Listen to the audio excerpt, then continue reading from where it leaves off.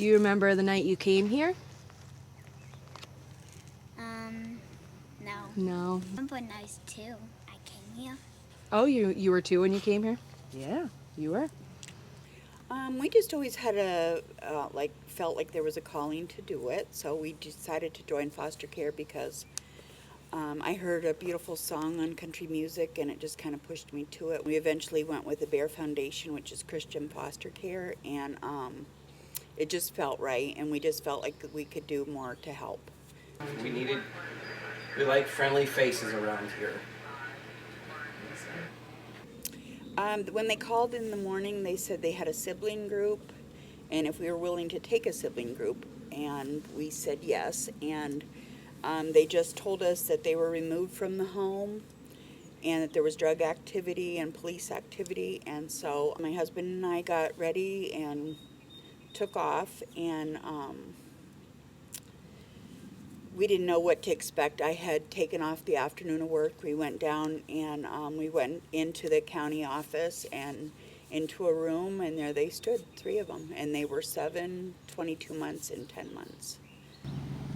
I remember the night I was taken away that I had a family that wanted me and helped me, and we could play, and they took care of us instead of me taking care of us. Danny, how do you feel about school? What's your favorite stuff to do in school? What? Science, gym, art, and eat lunch. You like to eat lunch?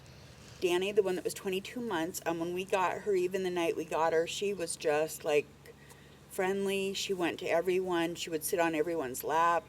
It's like she had nobody that she could completely trust, so she just trusted everyone. Reactive attachment disorder is when they never bond with anyone. No one is close to them, so they just trust everyone.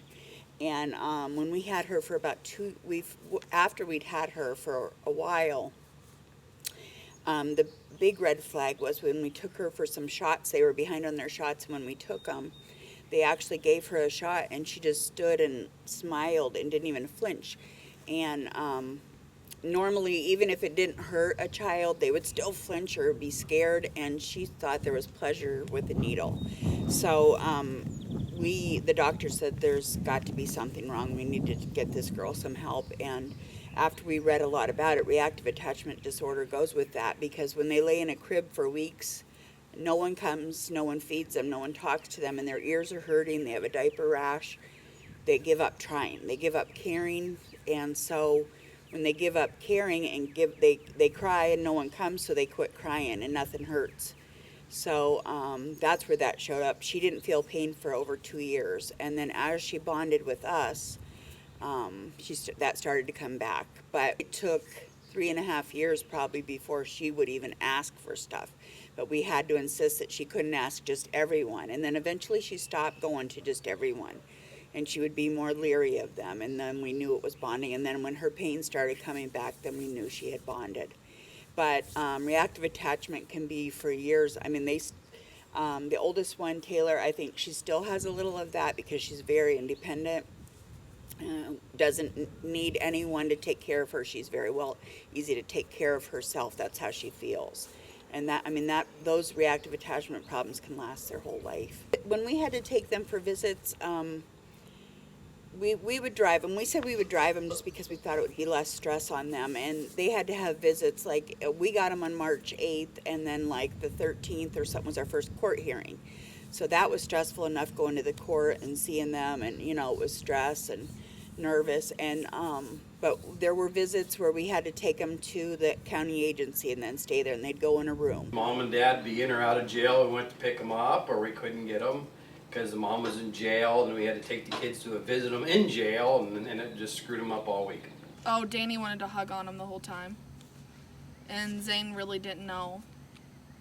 It was just a baby, and Taylor kind of was with them because she knew them more than us. But then throughout, she didn't want anything to do with them.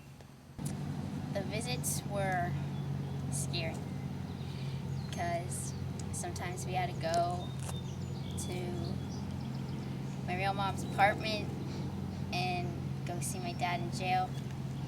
That was really hard to do. And I felt really nervous before going into the visits. And we had a visit, and I had curled their hair, and it was Christmas. They had their beautiful dresses on, and the mother actually whispered to Taylor to say that I was abusing her. So there was a big investigation. They removed the kids for 10 days, put them somewhere else. So they investigated. They had to call Childline, and there was never anything found from it. So the kids were returned home. But then after that, we decided we would not drive them any longer because that was too hard on the birth parents. We had no intention of adopting. We were just going to foster. But since we had the kids for over 5 years, they had already bonded with us, and we didn't feel that we would. It would be a good thing to send them back since they had a bond, and we didn't want to break that, so we decided to adopt them. It was very worrisome trying to decide whether we should adopt, because it is, our girls were almost grown, and we didn't want to start over. But the whole process of adoption was so frustrating that when it finally happened, it was such a relief. And I mean, all of us relaxed. When I finally got adopted, I felt so happy because I had a family and I didn't have to go back to my real parents. And they were. How did you feel when you got adopted? What did that feel like? Happy. Happy? Why?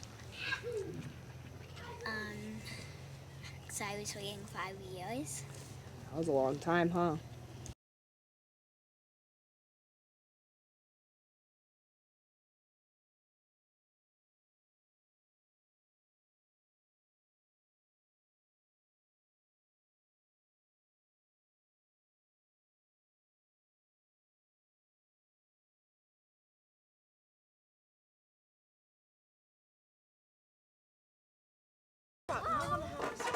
Are you Oh, did you see that? Is that are you okay? Yeah, I'm good. I thought I hit your nose. No, it was my teeth. Did I jam your back?